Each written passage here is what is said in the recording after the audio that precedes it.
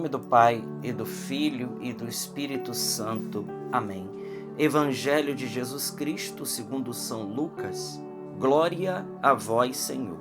Naquele tempo, disse Jesus aos seus discípulos: usai o dinheiro injusto para fazer amigos, pois quando acabar, eles vos receberão nas moradas eternas. Quem é fiel nas pequenas coisas também é fiel nas grandes, e quem é injusto nas pequenas também é injusto nas grandes. Por isso, se vós não sois fiéis no uso do dinheiro injusto, quem vos confiará o verdadeiro bem? E se não sois fiéis no que é dos outros, quem vos dará aquilo que é vosso? Ninguém pode servir a dois senhores, porque ou odiará um e amará o outro, ou se apegará a um e desprezará o outro. Vós não podeis servir a Deus e ao dinheiro. Os fariseus, que eram amigos do dinheiro, ouvindo tudo isso, riam de Jesus. Então Jesus lhes disse: vós gostais de parecer justos diante dos homens, mas Deus conhece vossos corações.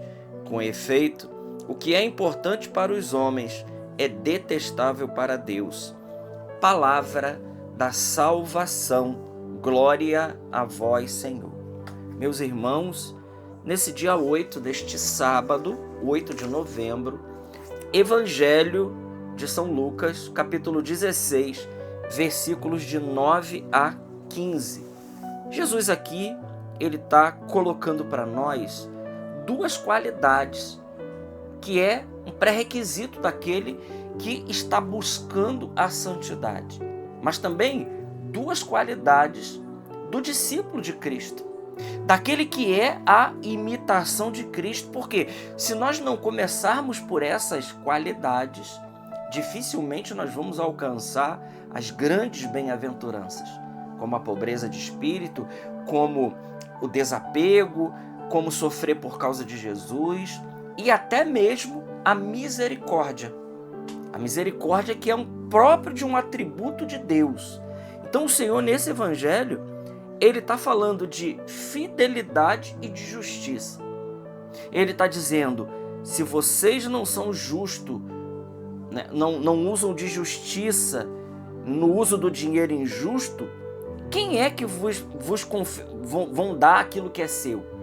Ele diz aqui, ó, quem é fiel nas pequenas coisas, também é fiel nas grandes. Primeira coisa que Jesus diz: quem é fiel nas pequenas coisas, também é fiel nas grandes coisas. O Senhor aqui, ele pede de cada um de nós uma fidelidade. E que fidelidade é essa? Fidelidade a Ele, a Jesus, fidelidade a Deus. Essa fidelidade que é uma marca característica do discípulo de Cristo. Então, quem é fiel nas pequenas coisas, também será fiel nas grandes. Vamos entender essa fala de Jesus aqui. O que é ser fiel nas pequenas coisas? É viver tudo aquilo que o Senhor nos proporciona sem murmurar e sem reclamar. Sem reclamar. Ser fiel nas pequenas para também ser fiel nas grandes. Na sequência ele diz: e quem é injusto nas pequenas, também é injusto nas coisas grandes. Então, o que é justiça? Justiça é dar ao outro aquilo que ele merece. É ser justo. Mas, na Bíblia também, justiça também é traduzido por santidade. Quando nós olhamos, por exemplo, para a figura de José, diz lá que José ele era o justo. O justo aqui, nesse contexto, falando de São José, significa aquele que é santo. Então, o Senhor, ele nesse evangelho, ele está nos chamando, resumindo tudo isso que Jesus está dizendo aqui, depois ele continua na sequência: se vós não sois fiéis no que é dos outros, quem vos dará o que é vosso? E aí Jesus fala que a gente não pode servir a dois senhores, servir a Deus e servir ao dinheiro. Ou amará um e desprezará o outro, ou se apegará a um e deixará o outro de lado. Na realidade, o que Jesus, então, com esse trecho do Evangelho, ele quer dizer para nós? Ele quer dizer para nós que a santidade é algo que está para cima daquilo que é meramente natural e que muita gente não entende. Veja, o pessoal que é adepto do naturalismo, e o naturalismo, infelizmente, ele adentrou dentro da igreja, que as pessoas... O que é o naturalismo? As pessoas, para tudo, têm que ter uma explicação natural. Então, se você não tem uma explicação natural para aquilo, então aquilo é deixado de lado. Isso é o naturalismo, tentar explicar tudo a partir daquilo que é meramente imanente, daquilo que é daqui. Uma explicação natural. Mas, meus irmãos, nós nunca podemos esquecer que Jesus, ele nos chama para o sobrenatural. Ora, foi para isso que nós recebemos a graça santificante. Nós recebemos a graça santificante, não é para agir somente natural. Claro, nós vamos agir natural porque somos humanos. Mas nós recebemos a graça santificante e vamos aí ao longo da nossa vida recebendo as graças atuais, é precisamente para a gente agir sobrenaturalmente. Ou seja, agir para cima da natureza. O que é as bem-aventuranças? Porque aqui é um trampolim para as bem-aventuranças. Justiça e fidelidade é um trampolim para as bem-aventuranças. Mas veja, muitas das vezes é muito difícil para nós, pela nossa... E ainda aqui nós temos um outro problema, por causa da nossa natureza ferida pelo pecado original, nós fazermos atos nobres e atitudes nobres, muitas das vezes nos custa. E muitos não conseguem. Por quê? Porque querem realizar meramente, naturalmente, esses atos. E não vai funcionar. Não vai funcionar. Por exemplo, como nós vamos manter justo, como nós vamos nos manter justo recebendo injustiça? Quando as pessoas desse mundo, as pessoas que vivem sem a presença de Deus, que vivem sem o Senhor, como que elas respondem contra uma injustiça? Ora, elas respondem a uma injustiça cometendo outras injustiças, cometendo vingança, fazendo tudo isso. É assim que o mundo responde, né? Só que a lei de Talião, que era do Antigo Testamento, olho por olho, dente por dente, né? Boi por boi, ovelha por ovelha, trabalho por trabalho, né? Tudo isso já ficou para trás. A moral do Novo Testamento é a moral de Jesus Cristo. E a moral de Jesus Cristo é uma moral que nos inclina, que nos incita para a santidade. Então, como o mundo responde à injustiça? Como o mundo responde à infidelidade? Quando uma pessoa, por exemplo, é infiel a outra, seja no casamento, seja na sociedade, seja do jeito que for, como elas respondem? Elas pagam na mesma moeda. Mas veja, o texto do Evangelho, ele está chamando a gente exatamente a fazer ao contrário. São Paulo chega a dizer, lá na carta aos Romanos, não pagueis o mal com o mal. Não pagueis a injustiça com uma outra injustiça. Não pagueis.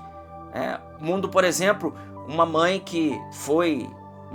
que foi, por exemplo, vítima da sociedade, e por um estupro ou por uma outra coisa qualquer, ela acaba engravidando, a sociedade diz, não, você tem todo o direito de, nesse caso, fazer o aborto. Ora, se paga uma injustiça, se paga um pecado cometendo um outro pecado maior ainda, que é matar um inocente que não pediu para estar ali, não. É isso que o Evangelho está dizendo.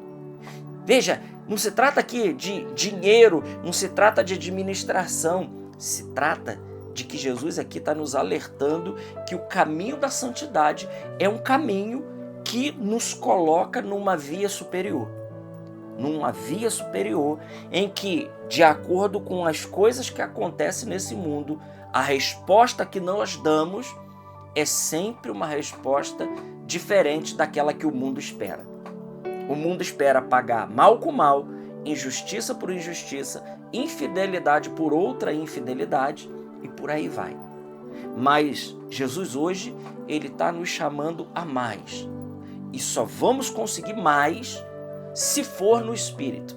Por nós mesmos, quando você recebe uma fechada no trânsito, um xingamento no trânsito, você estando certo, A tendência do mundo é xingar de volta, é brigar e fazer tudo. Mas o discípulo de Cristo, cheio do Espírito Santo, ele vai fazer aquilo que a palavra diz. Ele vai rezar por aquela pessoa.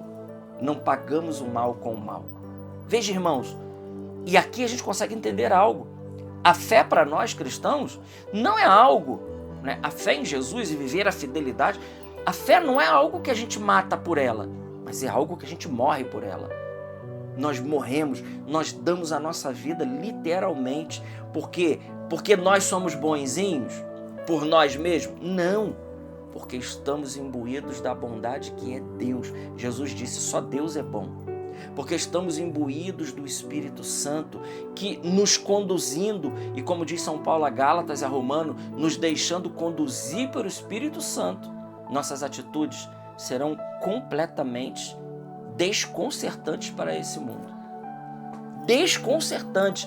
A atitude de um verdadeiro discípulo e discípula de Jesus, ela é sempre uma atitude desconcertante para esse mundo.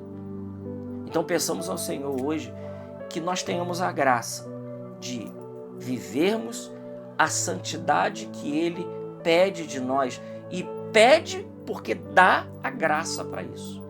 Deus dá a graça para que a gente possa viver caminhando nesse mundo, não respondendo aos anseios e às necessidades desse mundo, pagando as coisas com a mesma moeda, mas vivendo uma vida sublime, daqueles que não estão apegados e nem presos às coisas daqui, mas que já transcenderam totalmente e já estão num outro patamar, vivendo uma vida de amizade com Deus, aonde a gente sabe que a nossa única riqueza, a nossa única recompensa, e tudo que nós fazemos por Jesus, em Jesus e com Jesus.